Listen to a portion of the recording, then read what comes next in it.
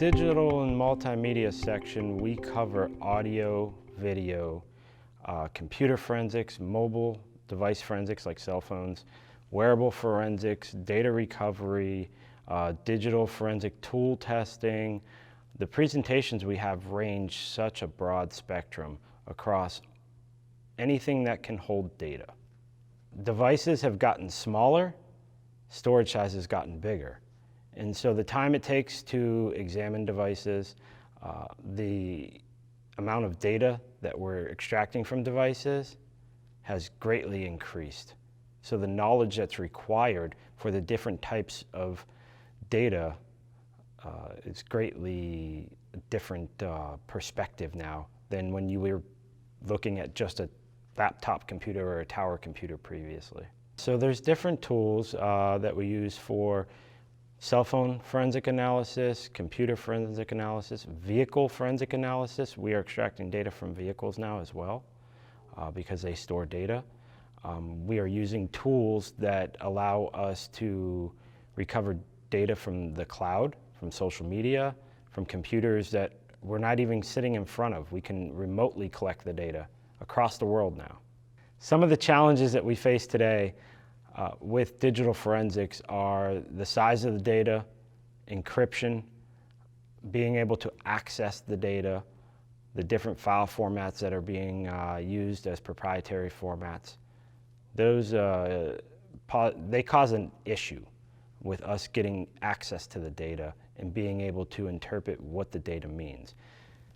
For an example, there's probably over 100 different chat applications now that you can use on your mobile phone.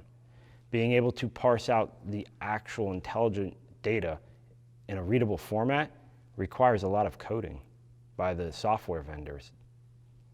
In digital forensics, there's three different types of training. You have the formal education with bachelor's degree, master's degree. There's multiple institutions out there that have accreditation through FEPAC here. And then there is the technical training. There's where you come to conferences like American Academy of Forensic Science. And there's other vendors for their certifications. Then there's also the vendor certifications from the tools themselves. So you have a generalized training where they teach multiple tools, and then you have, it's like a bullseye. You start out here with the formal training at the institutional level, and then you move closer in with the non-vendor specific training. So there's institutions that train on multiple tools.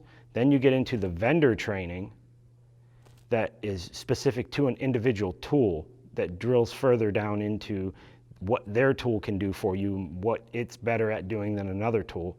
And then you have on-the-job training, where you're actually learning to do it right there in the seat. And so I feel that that's the natural progression that you should use in this field to be a well-rounded digital forensic examiner or audio-video examiner.